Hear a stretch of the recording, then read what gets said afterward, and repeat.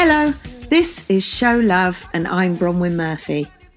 Today I'm talking to the Speakmans and actually I found myself the most nervous so far. I've known them quite a while and they bring so much sunshine into a room. They really seem to have life worked out and you can't help but massively admire them and be inspired by them.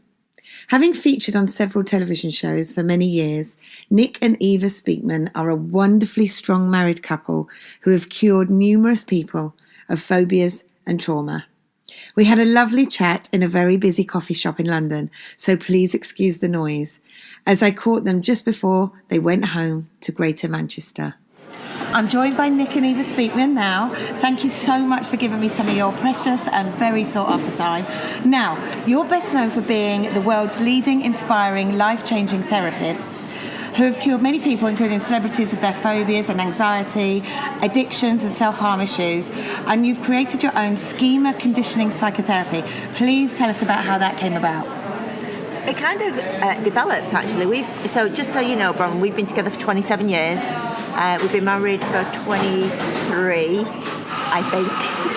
You're not sure, are you? She's not sure. You see, the thing is, you know to the date, don't you? Absolutely. Do you know, I can tell you that it was the 30th of August 1991 at 3:15 when we met. Right. How did you know that exactly? Because I just remember things like that. I remember that were important to me, right? But Eva's just, and you know this old adage that men forget anniversaries and so on. No, she does. It's me. It's true. It's me. But I just love him 24/7, 365 days. Busy mum brain. That's what that is. Yeah. So we got married on the 2nd of January 1996. There you go. See. You're skipping ahead into sorry, the love question. Tell me about your work. So where I was going with that is that we've been together obviously 27 years, and when I met Nik, he was really interested in, due to things that had happened in his life, as why do people think what they do? Why did they do what they do? And the fact is, I'd made this amazing discovery that information's flawed. Yeah. And without going into too much depth from that, when I was 20, I had an inflammatory bowel disease that's known as ulcerative colitis. And it was that bad that I was told, I was in hospital, I collapsed, it's a long story, my skin had gone grey and so on. And I was told by the leading gastroenterologist consultant surgeon in the UK, who lectured at 3 universities, including Manchester University, that he was going to save my life by removing my bowel. Oh my God. And giving me an ileostomy and having a colostomy bag. And I said, well, I don't want that. And he said, well, if we don't do that, you'll die within 6 to 8 weeks, because I was actually poisoning myself. And I said, there's got to be another way. And he said, there isn't. He said, but we'll save your life. And fortunately, my dad always told me, he said, if you want the answer to anything, Nik, go to the library. So I thought, do you know what? It's never failed me. So I had to sign myself out of hospital. I went in the library and I found a way. You found a way than doctors. Yeah. So the thing is, what I learned from that more than anything else, I mean, obviously I've not got a colostomy bag and I'm not dead, was the fact that, the leading person in the UK was wrong, right? So therefore, I started questioning information, and basically what I realised, that he only knew what he was taught. Yeah. And if those teachings are flawed, then from the heart, he wanted to save my life. Because I went back to see him a year later and said, why did you want to ruin my life? He said, no, I wanted to save your life. And I'm like, he did want to save my life, but he didn't know, and he didn't look for other ways. So I started questioning everything. I started studying psychology, and it opened like this train of thought to me that ultimately we believe everything that we don't challenge. Yeah. And once you start challenging things, your life changes immensely. That's incredible, actually. Yeah. And then we also realised that our thoughts create our feelings. So what we kind of looked at was, well, if our thoughts create our feelings, if we think better, then we're going to feel better. Yeah. And that's really what we've done, is that over the last 20 years we've developed our own therapy. And it has been a slow process. It's not something that just happened overnight. It's things that we've trialled, and it just proved to be incredibly successful. We opened a health club also about 20 years ago. Because when we started, we said, right, full-time therapy now. How do we get people? How do we get clients? Why are they going to come to us above anyone else? And we all, we both had a real interest in fitness. So we decided to open a health club and gym. And immediately we sort of had 500 members that we could then use. Immediately? Well, when I said immediately, I'm talking like over a year. Over a year. That's a lot of people. From a standing start, and then we thought, right, okay. So essentially, whilst it was on the outside, it's called Heavenly Bodies. it was a fitness club. On the inside, it was like our experimental laboratory, because people were saying, well, I don't understand why I put weight on and why I lose weight. And, you know, and we learned so much and tested so many theories, because no one's born overweight. Yeah. And there's always a situation that makes them put weight on. And this is why diets don't work, because people put weight on and then they want to lose weight, but they've never dealt with the issue why they put weight on in the first place. So they have an internal battle of, I shouldn't eat that, but then they're eating it, and it's like, and I can't stop this. So at the health club we started helping people, and it kind of, then we just developed with that. We developed our own therapy because we were noticing that things that we were saying and doing that just seemed like really normal to us and like sort of very obvious was actually helping people to overcome. Sometimes it's the most obvious thing that we ignore, isn't it? That's the thing. It is the most obvious thing, you know. And even in therapy, there's this myth that and we hear this comment so often. It's deep rooted. Yeah. I can't get over this. It's deep rooted. It's absolute rubbish, because you know, if you've been suffering for 10, 15, 20 years. I mean, we recently did Strand this morning in America, and we actually worked with Paul McCartney's stepmom. And Paul McCartney's stepmom had a fear of water, and she'd had it. Wow, that must be hard every day. She'd had it for 83 years, and we were talking to her about it, and she said she'd missed out on so many things. For example, when the Beatles were filming the opening sequence of the film Help, they all came out of the water. She couldn't go. She was in the trailer watching it on the monitor. She couldn't be there. So all these things that she told us she missed out in her life.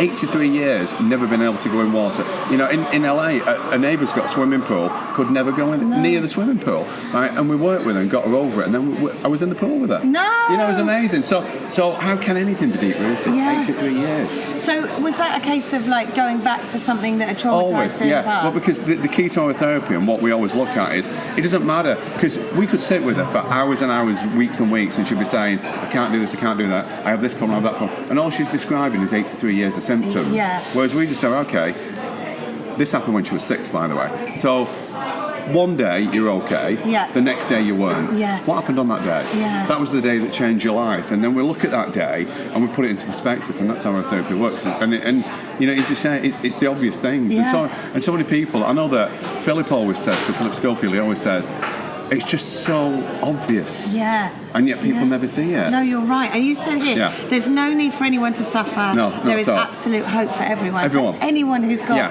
an anxiety or an eating disorder or something that's happened to them in the past. Completely, because everything there, whether it's a phobia, OCD, eating disorder, anger issues, low self-esteem, overeating, undereating, you know, whatever, anxiety, panic attacks, all these things are symptoms, and what we've discovered with our work over the last 20 years is that every symptom has to have a cause. So if you address the cause, then the symptom goes, and that's exactly what we do. So, you know, all those things are all symptoms, and therefore, yes, you know, absolutely, everybody can be better. And you know what, you might not be able to get better in a day or even in a week or a month, but knowing that you can get better gives you hope, and that's really important. And now you've got you're with the University of Amsterdam, and you've just released your paper last week, I think. Is that right? Yeah. For the scientific method of your conditioning therapy. Yes. Well, it's not like we've released it. What actually happened? The professor from Amsterdam University, who also is a professor at other universities, saw our work, came to see us. I mean, it was so bizarre because we did a show at Nottingham Symphony Hall, and the meet and greet prior to the show, this guy and this lady come up, and we're like, do you want to sign your brochure? And we're like, no, we're from the Netherlands. We want to talk about your therapy. So weird. And they invited us out to the Netherlands. They said, look, we would like to do studies into your therapy. However, it's very costly. So we want to know that it works and it's okay. So they asked us to work with 3 people who've been through several programs, and they tried to get them over long-term traumas. We worked with them, cured all 3 of them, and they said, right, okay, your therapy is amazing, we want to study it. So we went over there, they did the first lot of studies, they did the second lot of studies, And then the doctor then wrote a paper about these studies and submitted it to the Journal of Behaviour Therapy and Experimental Psychiatry, which is an American journal. And it was published. It was published last week, which is amazing. It is amazing. It is because it's like magic. You could cure anyone of anything. It's brilliant. Well, do you know what? We really believe that. Yeah. We really believe that. And one of the things that I'm going to tell you that share with you today, because we've just come from a hotel, and there was a lady that served our breakfast, and she was one of the happiest people ever. And not I said more happy than you right, two. no, honestly, Did you two the happiest but people? just lovely. And I just said to her, I said, I just love the fact you're so happy. And she said, yeah, thank you. I said, why are you so happy? She said, it's dead simple. She said, it's all up here, she said, and I wake up in the morning and I make a decision to be happy, and I am. That's brilliant. I said, and people don't understand it's that simple. I said, I understand it's that simple. It's lovely that you That's do. how you two live your life, though, isn't it? But do you know what? The fact that the thing with the Amsterdam University is so exciting for us is that, you know, all these years it's just been Nick and I, and you know, there's so many people that need help, and we just can't help everybody. And it's very frustrating because we'd love to help more people, and as a consequence of that, we do lots of workshops and things to just try and help more people. However, having done the trials with Amsterdam University, it's been great because we actually trained the professor, the doctor of psychology out there.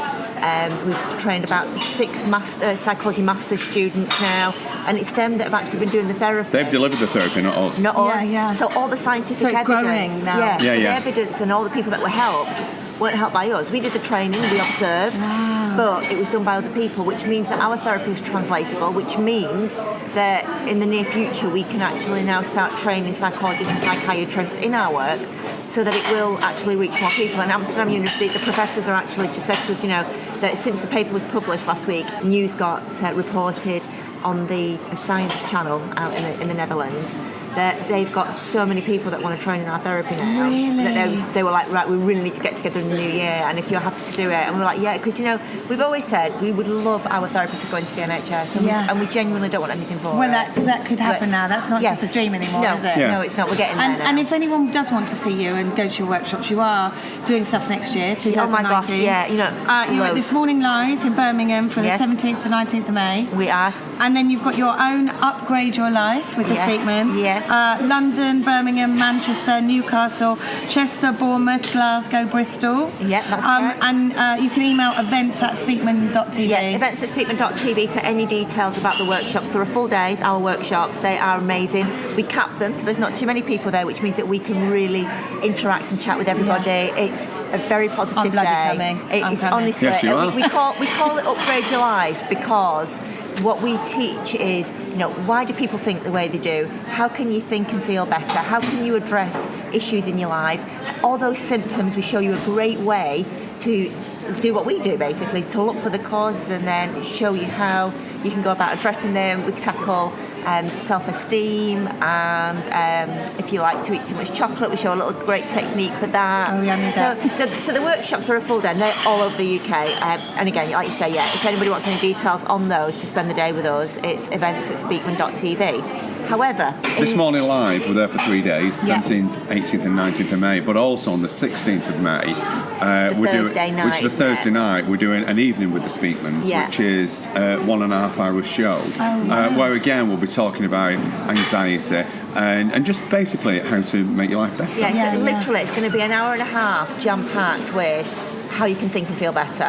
Literally, it's going to be a lot of fun, because one thing that Nick and I always do and is that we always inject a lot of fun and laughter into our workshops, because we accept that anxiety is it's a topic it's a very serious topic, and anxiety is no laughing matter. However, you can't be in two places at once, so you can't be laughing emotionally, of course, so you can't be laughing and feel sad. So for us, we would rather inject that happiness into our day. But so many people need this. But also when we do our workshops, if you remember from school, your favourite subject was always with a teacher that you liked and you had fun with. Yeah. So that's true. Yeah. So we want to have fun, so people retain more of what we tell them. But so the This Morning Live, so you don't have to go to the daytime This Morning Live if you want to just come to our evening show on the Thursday evening, but you can actually get a ticket just to come to the evening at the NEC, or you can get an evening with us and a full day at the and that's really special. Loads of people want to Do be you know able what? to see This Morning Live is brilliant. Yeah. Honestly, because you get to meet not just us, but the rest of the This Morning family.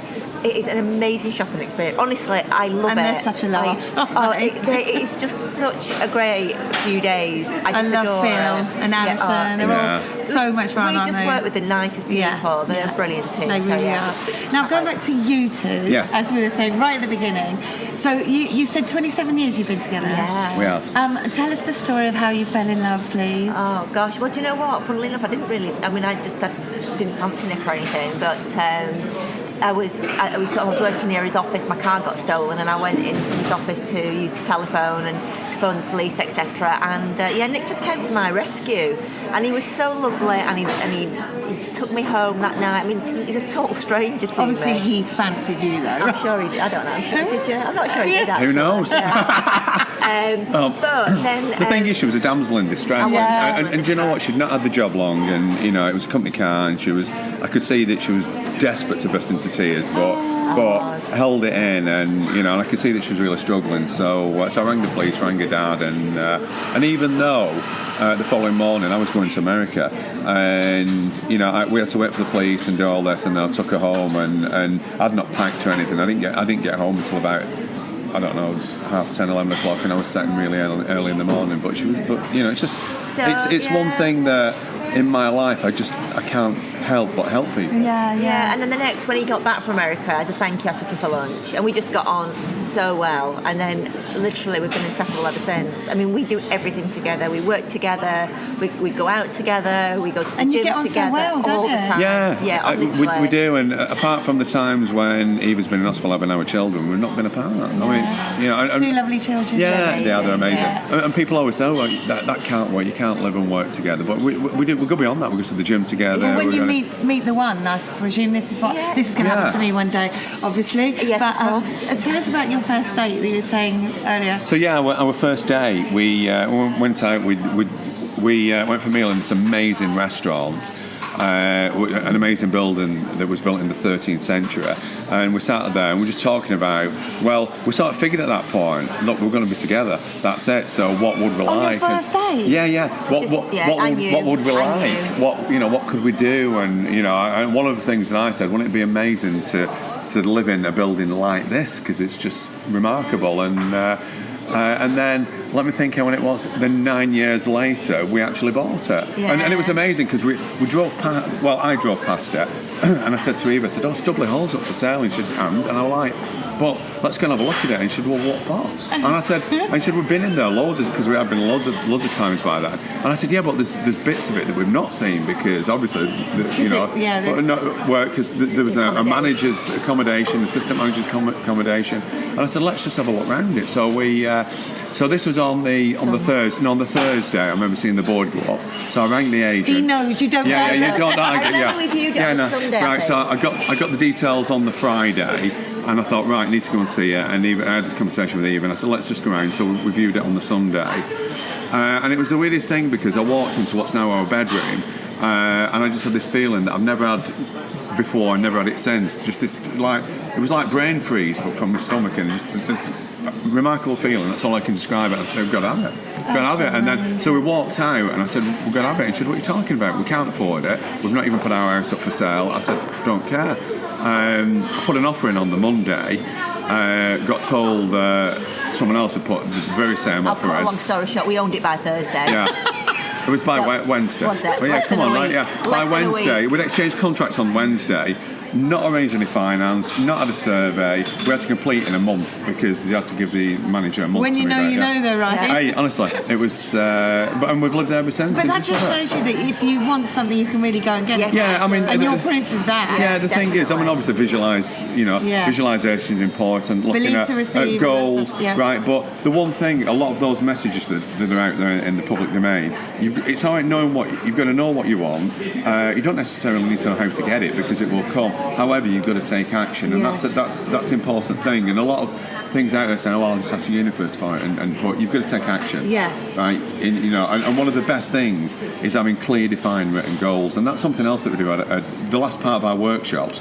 We go through a goal setting session with people to get clear, defined, written goals. And so that is like I said, it's really important to have a destination, not for your mental health as well. Because if you've got a destination and you've got something to aim for, then it positively keeps you sort of looking towards something, striving towards something, working towards something, and so it's really good for you. But we've always planned our life since we first met. And still do, 1st of January with our kids. We just revise what we've done. But here's the deal. Let me give you 3 scenarios, the difference, right? So you go and sit in your car, you set off and you go, right, where should I go? And you're just driving around aimlessly. Just notice how that feels. Yeah. You get in your car and you go, right, I'm going to go to, and you drive there, but you might get lost. Or you get in your car, you set your sat nav and you follow the sat nav and you get there. Right? So those are 3 different scenarios to the same thing. We use the last one, right? But a lot of people in life are using the first one. They're just like aimlessly because it's like what's going to happen, and they're just waiting for life to happen to them as opposed to happening to life. Yeah.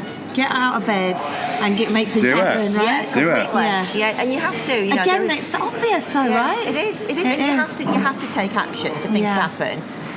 But nothing's ever as big as sometimes we paint the picture to be. And I always say that when I ran the London Marathon a few years ago, and the London Marathon to me wasn't about running 26.2 miles. It was just about how to apply.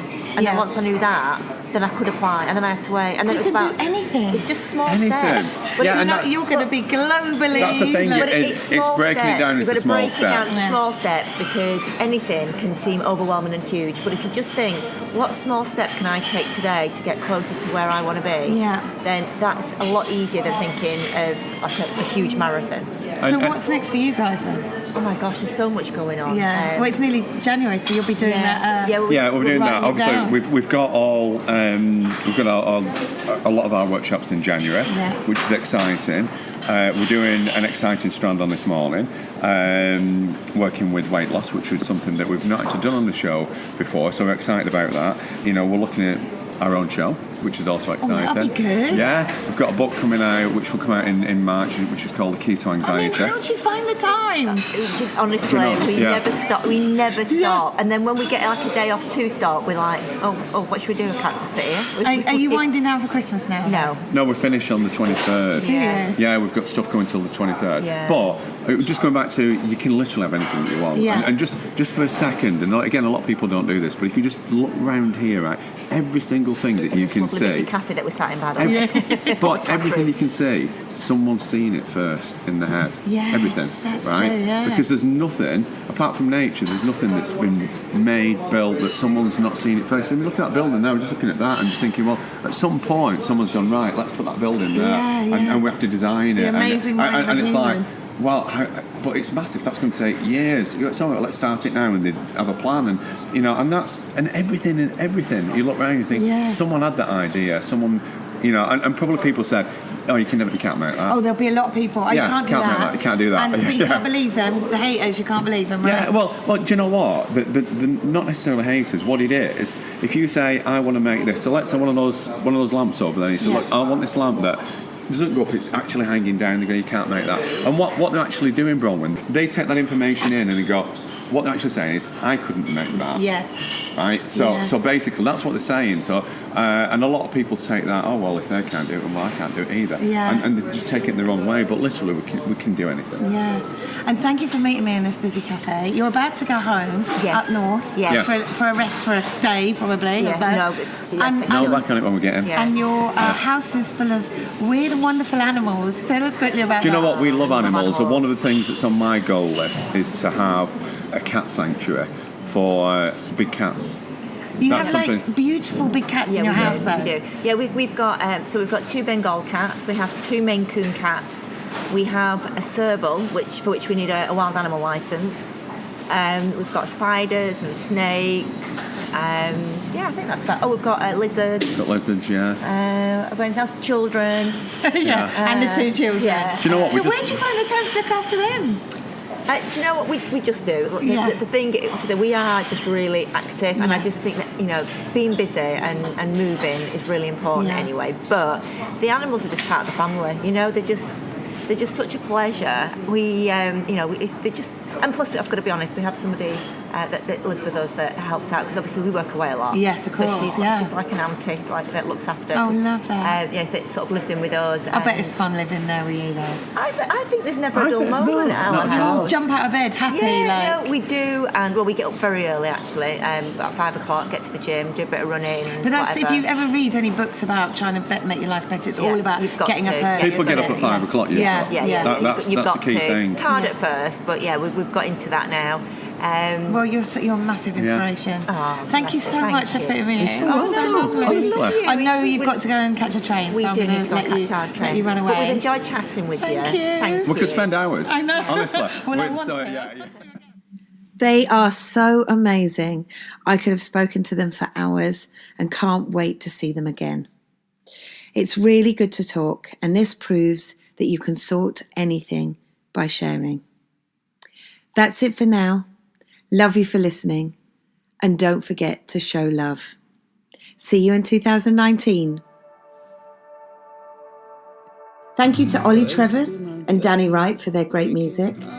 Thank you to Alex McCardle for sound. Please follow us on Facebook, Show Love UK or Show Love Podcast, and Twitter and Instagram at Show Love UK. Here we go with another daily grind. So much to get through. I know what I'll start it in a minute or two.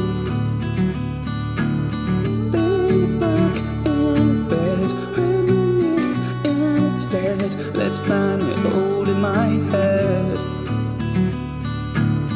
Procrastination, self-stimulation, instant gratification. I'm self-medicating, therapists recommending more meditating, wasted education. I need more admiration, and I don't wanna bother with today. I pretty much missed it anyway. Might as well stay. I don't wanna bother with today. I pretty much missed it anyway. Might as well stay.